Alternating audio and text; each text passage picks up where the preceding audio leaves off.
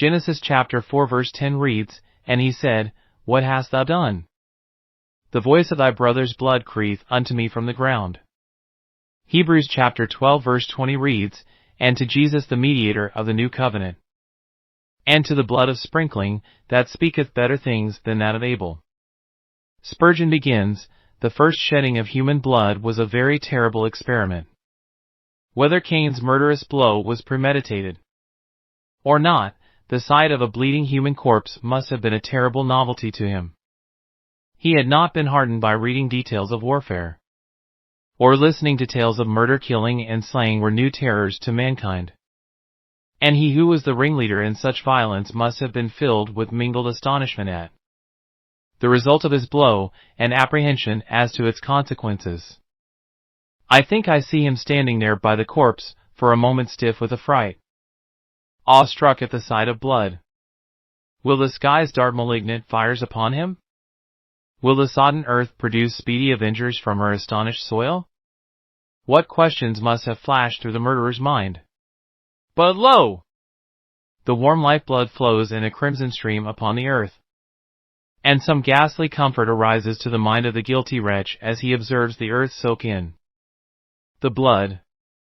It stands not in a pool, but the earth opens her mouth to receive and to conceal his brother's blood. Sad memorials bespatter the herbage and crimson the soil, but still the dreadful flood is drying up, and the murderer feels a momentary joy. Perhaps Cain went his way dreaming that the terrible matter was all over. He had done the deed, and it could not be undone. He had smitten the blow, ridden himself of the presence of one who was obnoxious to him. The blood had been swallowed up by the earth, and there was an end to the business which need cause no further thought.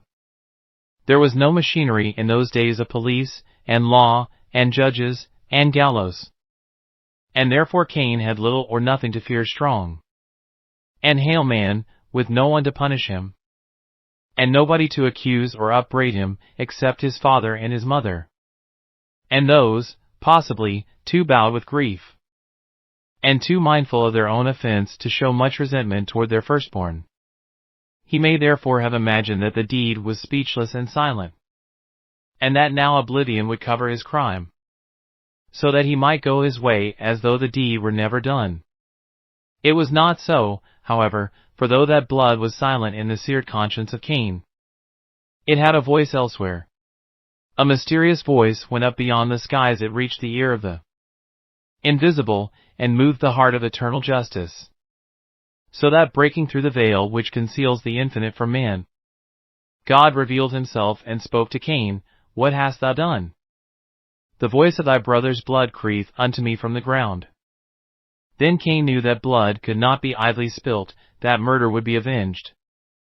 For there was a tongue in every drop of the vital essence which flowed from murdered manhood, which prevailed with God, so that he would interpose and hold a solemn inquest thereon. Brethren, that was a more terrible experiment still which was tried at Calvary, when not the first man was slaughtered, but the Son of God himself, he who was man, but yet was more than man, God manifest in the flesh. It was a dread experiment when, having dragged him before the judgment seat and falsely condemned him, having shouted, Away with him, away with him, they actually dared to take the nails and fasten the Son of God to the accursed tree, to lift up his body between earth and heaven, and there to watch its griefs till they ended in his death, when they pierced his side, and forthwith flowed there out blood and water. No doubt Pilate, who had washed his hands in water, thought that no mischief would come of it. The scribes and Pharisees went their way, and said, We have silenced the accusing voice.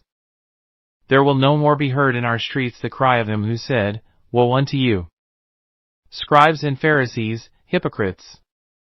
We shall no longer be disturbed in our hypocrisy and formality by the presence of a pure and holy being, whose simple honesty shall be a stern rebuke to us.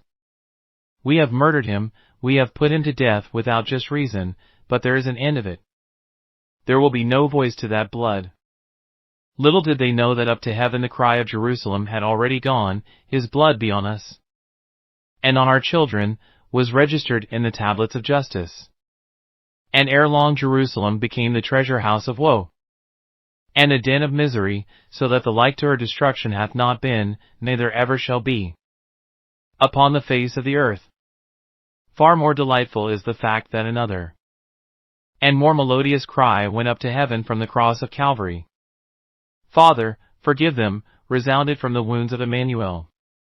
The blood of Abel was not voiceless, and the blood of Jesus was not dumb. It cried so as to be heard amid the thrones of heaven.